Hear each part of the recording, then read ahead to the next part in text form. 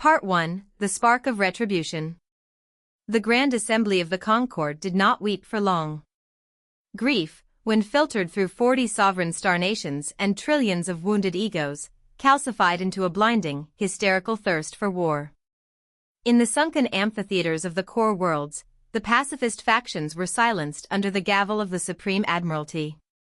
The loss of the Starlight Vanguard was rebranded from a humiliating slaughter into a cowardly, unprovoked atrocity. The rhetoric across the galactic holonet shifted overnight. The mysterious occupiers of Sol, the Communist Splupian Union, were declared an existential blight upon the stars. If their solitary bulk freighters possessed weapons capable of shredding escort cruisers, then the Concord would not negotiate. They would assemble the largest strike armada the galaxy had ever seen, drown the Sol perimeter in super-heavy particle fire, and scrub the red iron from the dark. For 6 months, shipyards across 12 sectors worked until their orbital gantries glowed cherry red. 350 super-heavy dreadnoughts, 900 missile frigates, and tens of thousands of attack craft were assembled under the command of High Admiral Valen. It was an armada designed to break planetary sieges. They only needed a target to show the galaxy that the Concord could still draw blood. They found it on the frozen fringe of the Sol system. Deep-range gravitational sensors along the perimeter fence flagged an anomalous thermal signature drifting out of the Oort cloud. It was not a colossal warship or an impenetrable Arcanium dreadnought. It was a single, fragile, scrap-welded freighter barely 200 meters long. The vessel was staggering through the interstellar void at a pitiful, grinding sublight crawl, its primitive ion engines coughing faint plumes of blue exhaust into the vacuum. It moved so slowly, with such agonizing vulnerability, that sensor analysts initially thought it was a piece of wandering space junk. Aboard the bridge of the flagship Iron Sovereign, Admiral Valen stared at the tactical display, his eyes burning with vengeful triumph. "They think they own the void," Valen growled, the live broadcast arrays already active, streaming his face to billions of expectant citizens across the core systems. "They believe they can butcher our envoys and parade their scrap metal before us without consequence. We will send their ashes back to their chairman." Inside that battered, slow-moving freighter, however, there were no soldiers. There were no relativistic kinetic batteries, no Arcanium plates, and no cold Splupian logistical officers. There were only rockers. The rockers were small, round, smooth-polished sentient boulders no taller than a child's knee, balancing precariously on pairs of tiny, spindly stick legs. They possessed big, luminous crystalline eyes that sparkled in shades of amethyst and amber, and they spoke in a gentle language of soft, melodic clinking sounds, like river stones tumbling in a warm current. They were an ancient, docile species of mineral beings who had lived peacefully in the deep subterranean crevices of Sol's asteroids for centuries. In the freighter's cramped, dimly lit cargo hold, a dozen rockers were huddled together on their tiny stick legs, sharing trays of crushed lithium moss and happily humming as they polished each other's rocky shells. They were refugees, journeying into the outer dark to seek new mineral fields. Tacked to the freighter's central cockpit console was a single, brightly stamped bronze data plaque granted directly by the CSU Ministry of Resettlement. It bore the red star emblem and a simple, absolute decree in bold Splupian print. CSU Registered Civilian Protectorate, Species Rocker. Non-combatant immunity sanctioned under Union law. Any hostile action against this vessel constitutes an immediate act of total war against the Splupian people. The rockers knew nothing of galactic politics. They only knew that the nice, heavily armored soldiers from the red bases had given them fuel, wished them safe travels, and promised that as long as they had that shiny plaque, nobody in the wide, cold galaxy would ever hurt them. A young rocker, barely the size of a river pebble, tapped its tiny stick legs against the observation glass, pointing its glowing crystal eyes at the beautiful stars outside. Then, real space tore open. 350 Concord dreadnoughts dropped out of hyperspace in an iron ring, encircling the tiny freighter like wolves around a fallen sparrow. Aboard the Iron Sovereign, Valen didn't even bother opening a comm channel. He didn't issue an ultimatum or scan the interior for life signs. To the Concorde, this was the demonstration. This was the statement. All batteries, Valen commanded, his voice broadcast live to trillions of cheering citizens across the galaxy. Cleanse the sector. Fire. Spinal particle lances, heavy antimatter torpedoes, and thousands of superheated plasma broadsides unleashed in a single, apocalyptic salvo. The tiny freighter, with its little stick-legged passengers holding each other tight in the dark, did not even have time to register the blinding flash. The ship was instantly, utterly vaporized, disintegrated down to subatomic particles in a colossal storm of concentrated energy that scorched the vacuum for millions of kilometers. Across 40 star nations, the planetary plazas erupted into deafening cheers. Citizens embraced in the streets. Pundits declared the Concorde's honor restored. The myth of Splupian invulnerability was shattered. Aboard the Iron Sovereign, Valen smiled as he watched the glowing dust dissipate on the holotank. Then, his primary sensor officer let out a scream that froze the blood in every officer's veins. In the center of the vaporized debris field, the ship was gone, but the small, indestructible CSU bronze data plaque had survived the blast. As its internal quantum beacon detected the total structural death of its registered civilians, a blinding, blood-red light ignited from the core of the plaque. Across every bridge in the Concorde fleet, all communication arrays, encrypted channels, and tactical feeds were instantly, violently severed. A single, automated, universe-rattling transmission burst out from the burning beacon, punching through hyperspace at infinite bandwidth, routed directly to the high command bunker on Sploopy and the true chairman himself. Alert, Level 0 provocation detected. CSU Protectorate casualties confirmed, 142 Rocker civilians liquidated. Engaging protocol, total exodus mobilization. Target, all known galaxy coordinates. Deep within the Arcanus system, the dark sky began to burn. Part 2, The Grand Delusion.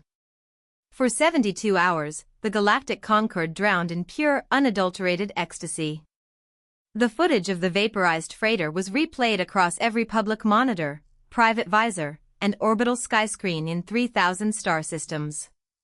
The military commentators framed it as a tactical masterpiece, a 350-ship vanguard executing a simultaneous, pinpoint kinetic and plasma broadside against a forward Splupian vessel.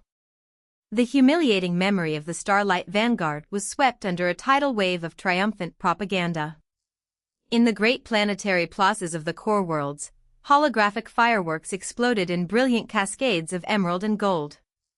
Parades marched through the polished marble avenues of the capitals. Citizens drank in the streets, singing martial anthems and cheering as high-resolution holos of Admiral Valen were projected against the clouds. The message from the Grand Assembly was clear, arrogant, and absolute. The Red Invaders were not invincible. They had felt the righteous fury of 40 unified star nations, and they had burned. In the high-altitude banquet halls of Ethelgard Prime, the glittering crown jewel of the galaxy, a hyperdense ecumenopolis home to over 8 trillion souls, the ruling elite hosted the triumph of the century. Ambassadors in spun gold vestments toasted the fleet with vintage liqueurs. High admirals who had spent the previous week weeping in locked bunkers now swaggered across private terraces, boasting to foreign dignitaries about the sheer precision of the strike. A decisive demonstration of force, Supreme Counselor Malachur declared, raising a crystal goblet toward the planetary sky. A single, surgical strike was all it took. Let their chairman hide behind his dead world. Let him see that when the Concorde acts, we leave nothing but dust. Laughter and polite applause rippled through the grand pavilion. Below them, across the sprawling, multi-layered skylines of the capital, 8 trillion people were celebrating what they believed was the dawn of a new golden age of galactic supremacy. Then, 90,000 kilometers above the grand spires, the main sensor grid of the Ethelgard Orbital Defense Citadel experienced a catastrophic telemetry fault. Inside the planetary traffic control nexus, a young flight director frowned at his display. The festive atmosphere on the operations floor died instantly as the primary gravitational balance monitors spiked straight into the red. "Clear the civilian orbital lanes," the director ordered, his voice tight. "We have an unregistered bulk mass entering the upper gravity well." "Origin vector?" the tactical supervisor asked, stepping up to the console. "Is it an incoming trade convoy from Sector 4? "No," the technician whispered, his hands freezing over the controls. "There's no hyperspace wake. There are no sublight engine signatures. The mass, it didn't jump in from deep space." The entire subterranean operations deck began to hum with a low, bone-rattling vibration. Across the planetary grid, the decorative holographic broadcasts started to flicker and tear. "What do you mean it didn't jump in?" the supervisor demanded. "Where did it come from?" The technician turned around, his face completely drained of color, his eyes wide with unbridled terror. "It's not entering the system, sir, it's tearing its way directly into our upper atmosphere. The gravitational displacement is, gods above, the mass reading is larger than our moon." High above the imperial towers of Ethelgard Prime, the laughing aristocrats on the terrace suddenly went dead silent. The champagne glasses slipped from their hands, shattering on the stone floor.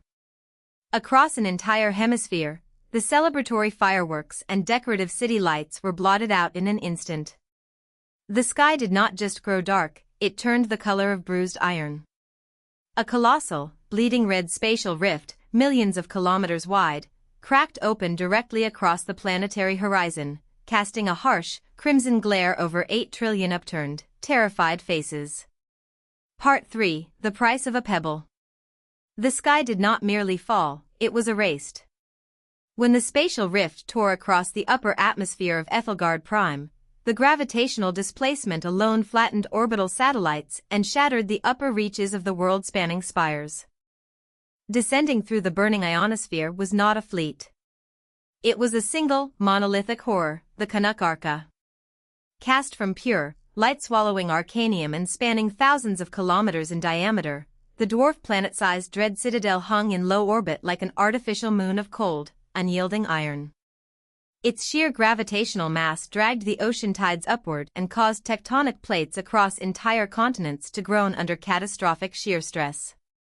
On its forward hull, glowing in harsh, blood-red luminescence, was the hammer-and-sickle crest of the Communist Splupian Union. Aboard the planetary defense nexus, millions of targeting sensors locked onto the colossal silhouette.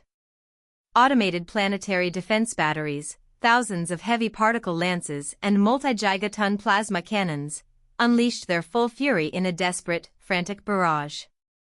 The superheated beams struck the Canuck-Arca's Arcanium hull and simply died. The beams scattered into harmless static, leaving not so much as a scorch mark against the impenetrable black plating. The CSU High Command did not issue a demand for surrender. They did not deploy standard line infantry, drop mechanized walkers, or offer terms of capitulation. To the true chairman, 8 trillion citizens of the galaxy's proudest empire did not warrant a ground campaign. They had murdered registered civilians of the Union. They had broken the bronze plaque. Deep within the subterranean launch bays of the Canuck-Arca, 300 massive silo doors slid open with a hydraulic shudder that resonated across the entire planet. 300 planetary-grade antimatter warheads dropped into the gravity well. They fell like silent, black needles through the clouds. When the first warhead struck the Imperial District, the detonation was not a conventional explosion, it was the absolute, instantaneous cancellation of matter.